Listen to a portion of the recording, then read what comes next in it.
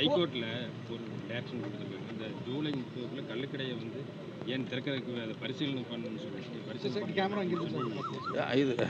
இது இப்போ அது எல்லாமே வந்து கோர்ட்லேருந்து சொல்லியிருக்கிறத இப்போ நம்முடைய அட்வொகேட்ஸ் வச்சுட்டு அதிகாரிகளை வச்சுட்டு அதை வந்து தீர ஆலோசித்து தான் நாங்கள் வந்து ஏதாச்சும் பதில் சொல்ல முடியும். அதனால் ஏன்னா கோர்ட்டு சொல்லியிருக்க விஷயம், அதனால் அதை வந்து முழுசாக நாங்கள் வந்து ஆய்வு பண்ணி அவங்க இப்போ ஆய்வு பண்ணி நான் ரிப்போர்ட் தான் கேட்குறாங்க. அதெல்லாம் முழுசாக ஆய்வு பண்ணி அதில் என்ன பண்ண முடியும் என்னங்கிறத அரசு அதிகாரிகள், உயர் அதிகாரிகள், மற்ற எல்லா அதிகாரிகளோடும் பேசிட்டு அப்புறம் தான் நாங்கள் அதில் ஏதாச்சும் சொல்ல முடியும். நீண்ட காலமாக விவசாயிகள் இந்த மாதிரி கல்லுகளை திறக்கணுங்கிறது அவங்க கோரிக்கை இருக்குது. அந்த கோரிக்கை பரிசீலனை கோர்ட்டில் ஒன்று கேட்டிருக்காங்க. அந்த கோரிக்கை இல்லை அது வந்து நான் அதான் பின்னாடி அதை பற்றி சொல்கிறேன். இது வந்து நிறைய அதை பற்றி பேச வேண்டியிருக்கு. நல்லது கெட்டது எல்லா பிரச்சனைகளும் அதில் இருக்குது. அதை பற்றி நான் பின்னாடி பேசுகிறேங்கிறேன். நான் நேற்று வந்து ஒரு அறிக்கை கொடுத்துருக்கேன். அந்த அறிக்கையில் டாஸ்மாக் இதை பற்றி எல்லாமே சொல்லியிருக்கோம். அது நீங்கள் போட்டிங்கன்னா பரவாயில்ல. ஆமாம், காலி பாட்டில் பற்றியும் சொல்லியிருக்கிறேன், எல்லாம் நிறைய சொல்லியிருக்கேன். அதனால் உங்களுக்கு வேண்டியது மட்டும் நீங்கள் எடுத்துருக்கீங்க.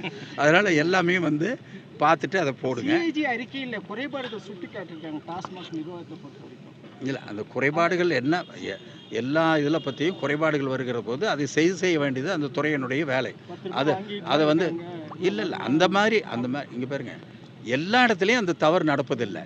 நாம் என்ன சொல்கிறோன்னா, ஏறத்தாழ 25,000 பேர் அதில் வேலை செய்கிறாங்க. இப்படி மொத்தமாக சொல்லி அவங்கள அவமானப்படுத்துறது எங்களுக்கு கஷ்டமாக இருக்குது. அந்த 25,000 பேர்த்தில் ஏதாச்சும் ஒரு 10 இடத்துல அந்த மாதிரி நடந்ததுனாக்க அதில் வந்து ஒரு 10-15 பேர் அதில் வந்து இன்வால்வ் ஆகிருக்கலாம். 25,000 பேர்த்தையும் அதுக்குள்ளே கொண்டு வந்து கஷ்டப்படுத்துகிறாங்க. நாங்கள் அதை வந்து ஒழுங்கு பண்ணுறதுக்காக எல்லா நடவடிக்கை எடுத்துகிட்டு இருக்கோம். இப்போ அதை விட்டுட்டு முக்கியமான வேறு ஒன்று சொல்கிறேன். இப்போ வந்து தலைவர் வந்து முந்தானத்து 2,500 ஸ்கொயர் ஃபீட் லேண்டு பில்டிங்கு, இது இடம், அந்த இடத்துல 3,500 ஸ்கொயர் ஃபீட்டுக்குள்ளே பில்டிங் கட்டிக்கிறதுக்கு நீங்கள் அனுமதிக்காக ஒவ்வொரு அலுவலகத்திற்கும் போக வேண்டாம். ஆன்லைனில் அப்ளை பண்ணிங்கனாக்க இம்மீடியட்டாக உடனே உங்களுக்கு திருப்பி கிடைக்கும். ஆனால் அந்த ரெக்கார்ட் பூரா போடணும். அதுக்கு உண்டான ஃபீஸ் கட்டிடுச்சுனாக்கா அந்த உடனே அந்த அனுமதி கிடைக்கும் அப்படின்னு சொல்லி போட்டிருக்காங்க. அது பொதுமக்களிடத்தில் மிகப்பெரிய ஒரு வரவேற்பு இருக்கிறது. நேற்று கூட அந்த பில்டர்ஸு எல்லாருமே வந்தாங்க, டெவலப்பர்ஸ் எல்லோரும் வந்தாங்க. வந்துட்டு முதலமைச்சர் அவர்களுக்கு நன்றி சொல்லிட்டு போனாங்க. அந்த இதை வந்து பொதுமக்களுக்கு போய் சேரணுங்கிறதுக்காகத்தான் அந்த விஷயத்தைங்க சொல்கிறேன். விளம்பரத்துக்காக அல்ல, பொதுமக்களுக்கு அது போய் சேரணும். இந்த திட்டத்தை அவர்கள் பயன்படுத்தி கொள்ள வேண்டும்.